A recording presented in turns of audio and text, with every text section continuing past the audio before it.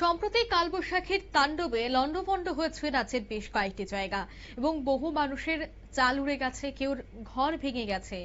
এখনো সেই অসহায় পরিবারগুলি সহায়তা পায়নি। এমনই এক অভিযোগ উঠে এলো মান্দা বিধানসভা কেন্দ্রের দিয়ারি এলাকা।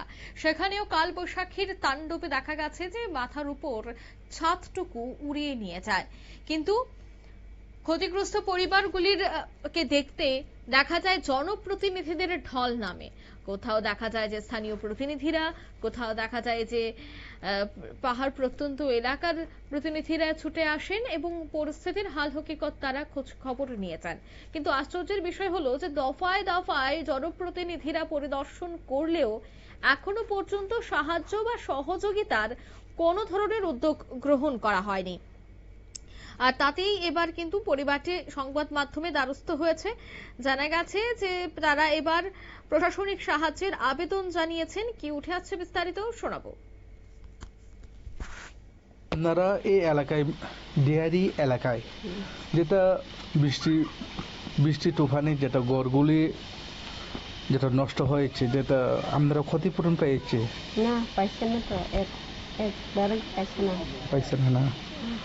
এখানে কে কে আয় দেখছেন আপনারা? এখানে দেখছে স্যার জগদীশ আইসে, আর ম্যাডাম স্বপ্ন আইসে। কি কথা দিয়ে গেছে? কিছু তো কইছে না। একটু দিছে, কি দিয়েছে? ওই মশারি দিছে, আর চাপাই দিছে, আর পলিথিন দিছে এখানে ওই শরণার্থী থাকুনের সময়।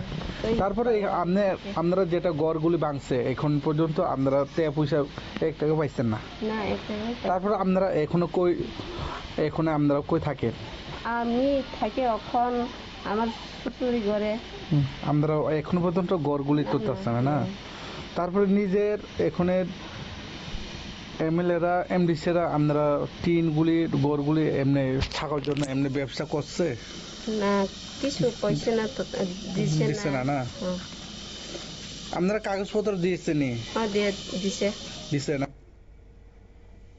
আপনারা শুনলেন যে কাগজপত্র নেওয়া হয়েছে, কিন্তু এখনো পর্যন্ত কোনো উদ্যোগ গ্রহণ করা হয়নি। এখনো পর্যন্ত কোনো ধরনের কোনো আর্থিক সহায়তা প্রদান করা হয়নি, আর যার জন্য তারা গভীর সংকটে রয়েছে। এখন দেখার বিষয় যে ইএম থেকে শুরু করে এমএলএরা এলেও যেহেতু এখনো পর্যন্ত কোনো ধরনের সাহায্য সহযোগিতা প্রদান করা হয়নি, অবশেষে সংবাদ সম্প্রচার হবার পর স্থানীয় জনপ্রতিনিধিরা এগিয়ে আসে কিনা সেটাই দেখা। নিয়ে নিচ্ছি ছোট্ট একটি বিজ্ঞাপন বিরতি, সঙ্গে থাকুন।